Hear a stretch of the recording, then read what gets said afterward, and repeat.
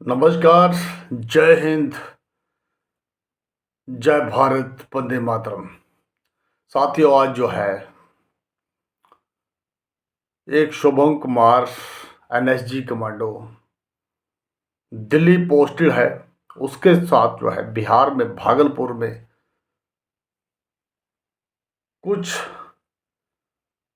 Parking को लेकर जो है बिहार पुलिस से भागलपुर में जो है कहासुनी हो गई। उसके बाद जो है वो अपना पता बताता रहा कि मैं एनएसजी कमांडो हूँ, और उन पुलिस वालों ने उसकी एक ना सुनी। इससे जाहिर होता है कि भारत में जो है कानून व्यवस्था क्या है। आपको छुपा नहीं है किससे भी, बिहार में वो जंगल राज चल रहा है जहां सत्ता परिवर्तन की आड़ में जो है कुछ हरामखोर पुलिस वाले जो है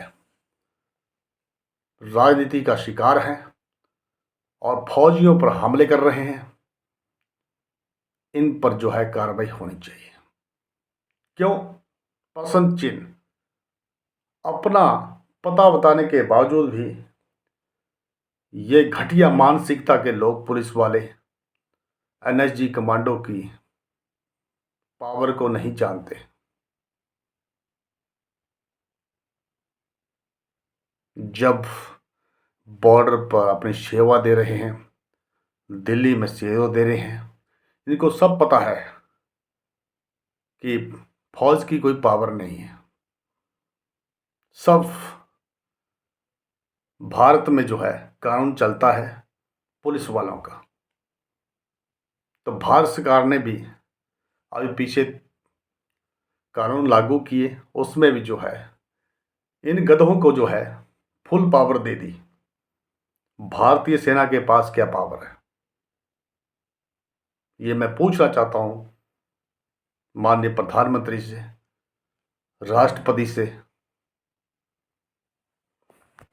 लेकिन मैं ये किसको दिखाऊं, यहाँ कौन है हमारा? लोगों को हमारे को मार के तोड़ दिया, मेरे को थप्पड़ मारे जा रहे हैं। थाना में भी मारपीट हमारे साथ किया था। गाड़ी का चालान काटने को लेकर हुए विवाद में जोगसर थाने के पुलिस कर्मियों ने एनएसजी कमांडो की ही पिटाई कर दी। जोगसर थाने की पुलिस पर थाने में भी टॉर्चर करने के आरोप लगे हैं। वैसे तो बिहार पुलिस के कारनामों की लिस्ट बहुत लंबी है, जो आए दिन आप भी खबरों में देखा और सुना करते हैं। उसमें एक और इजाफा कर दीजिए।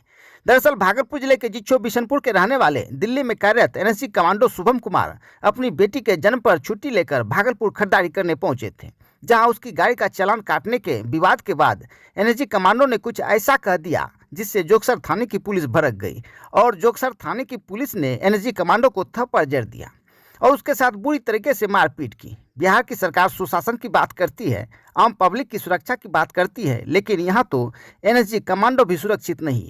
शुभम कुमार कहते रह गए कि वे एनएसजी कमांडो है, लेकिन जोगसर थाने के पुलिस कर्मियों ने उसकी एक नहीं सुनी। इतना ही नहीं, सड़क पर एनएसजी कमांडो के साथ मारपीट करने के बाद जोगसर थाने में 8 घंटे उसे रखकर टॉर्चर करने के भी आरोप लगे हैं। हालांकि मामला 2 दिन पहले का है, लेकिन सवाल यह उठता है कि जो एनएसजी कमांडो देश के बड़े बड़े वीवीआईपी को सुरक्षा देती है, जब वह सुरक्षित नहीं है तो आम पब्लिक की सुरक्षा का क्या होगा? इन्होंने मारपीट हमारे साथ किया। उल्टा अगर सीसीटीवी फुटेज में मैं एक बार भी थप्पड़ चलाया हूँगा तो फिर मेरे साथ जो होगा वो मैं तैयार हूँ। लेकिन बिल्कुल उसके बाद ये ले गए, थाना में भी मारपीट हमारे साथ किया। थाना में अंदर सीसीटीवी फुटेज था, थाना के सामने बोला, एक मैडम बोलती है वहाँ पे, ए जी यहाँ पे फुटेज आएगा, अंदर ले जाइए ना। तो अंदर ले जाके हमारे साथ मारपीट किया। करीब 6-7 लोग थे अंदर में मारपीट किए। 6-7 लोग मिलके एक छोटा सा कमरा था, उसमें मारपीट किया। ले वहाँ भी मैं कुछ नहीं बोला। चलो भाई, मैं अपने आप को कवर करने के लिए हाथ से करते रहा। हाथ पे भयंकर जख्म है, मेरे पास मोबाइल में फ़ोटो है, मैं पूरे जख्म मोबाइल में रखा हूँ मैं। और मैं फ़ोटो भी खींचा था जिस टाइम मेरे साथ मारा था। तो मैं वीडियो नहीं बना पाया क्योंकि मैं अकेला था, वो हाथापाई मेरे से कर रहे थे। मैं बताया, लेकिन फिर भी वो आई कार्ड बोलते बोलते मेरे को थप्पड़ मारे जा रहे हैं, जो कि मेरे को खुद एक बेशर्म महसूस हो रही थी। मैं बोल रहा हूँ और ये थप्पड़ चला रहे हैं। तो मैं फिर भी इतना सब कुछ होने के बाद भी, मारपीट होने के बाद, मैं अपना हाथ छोड़ के भगाना, वो मेरे को ज़बरदस्ती अंदर बेलेरो में बैठाने लगे।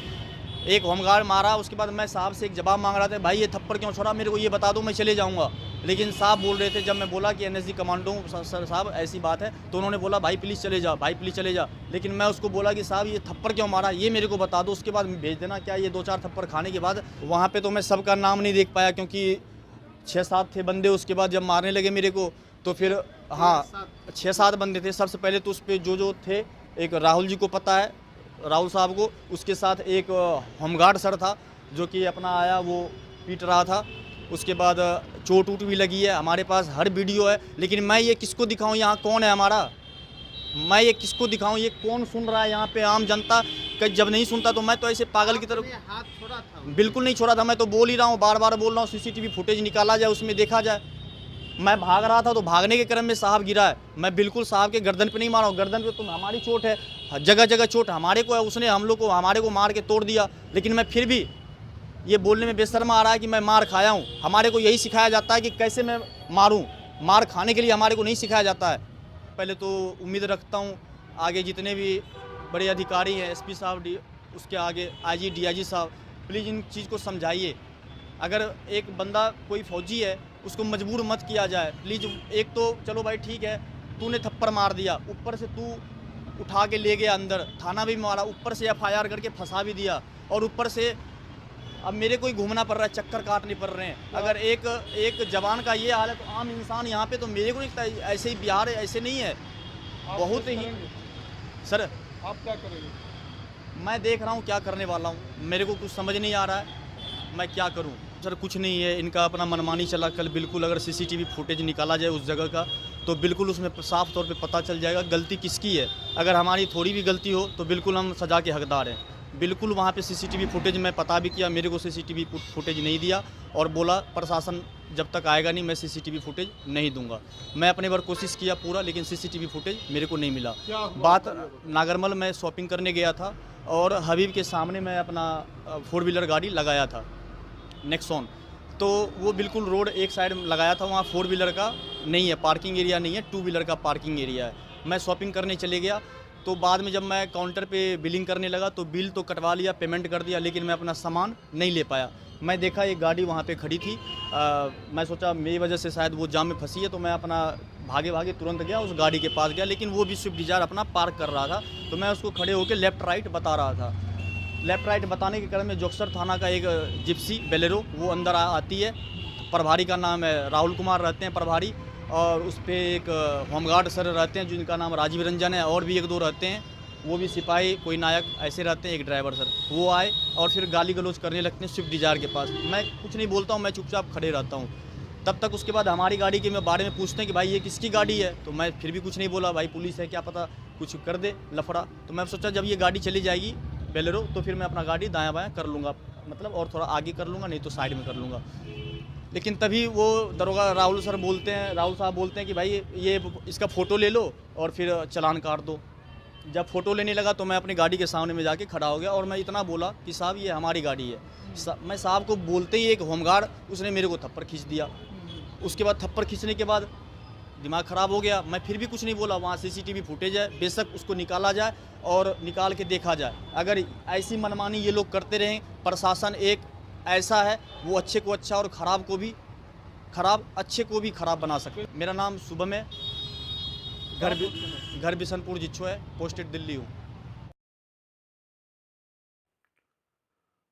शर्मसार हुआ बिहार, जंगल राज बिहार।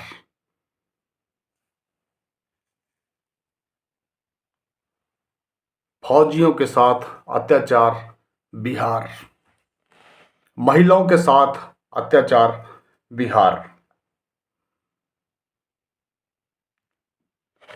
ये समझ नहीं आता कि बिहार में जो है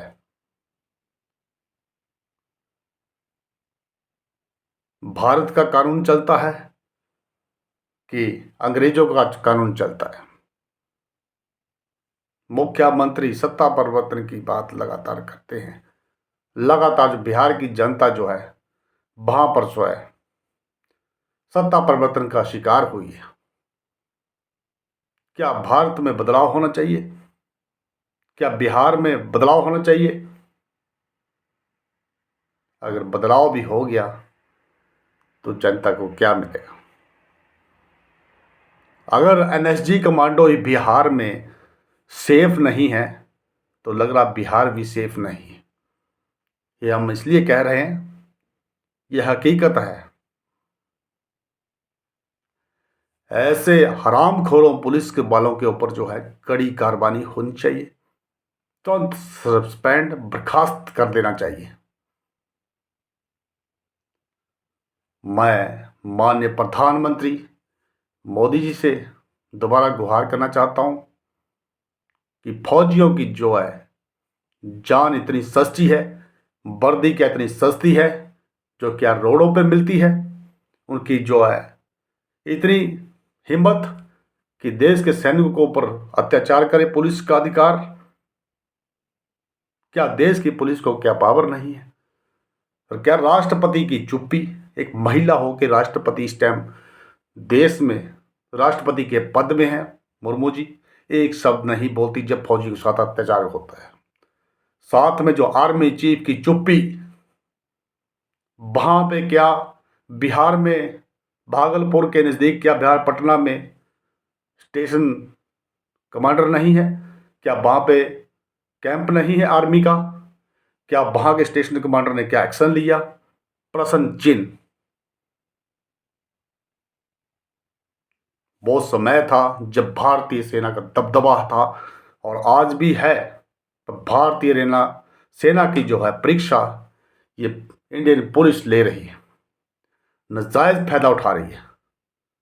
कई बार जो आपको पता है कि भारतीय सेना ने जो है वो क्रांतिकारी हैं और तिरंगे में लिपटना भी जानते हैं और सीने पे ठोकना भी जानते हैं। ये इंडियन पुलिस भूल चुकी है कि बाप बाप होता है, बेटा बेटा होता है। तो मेरा संदेश यहीं से क्रांतिकारी का, आप बेटा ही रहेंगे, भारतीय सेना आपकी बाप है। इस वीडियो को इतना लाइक शेयर करो ताकि प्रधानमंत्री राष्ट्रपति की आर्मी चीफ की जो है कुर्सी भी हिल जाए। जय हिंद।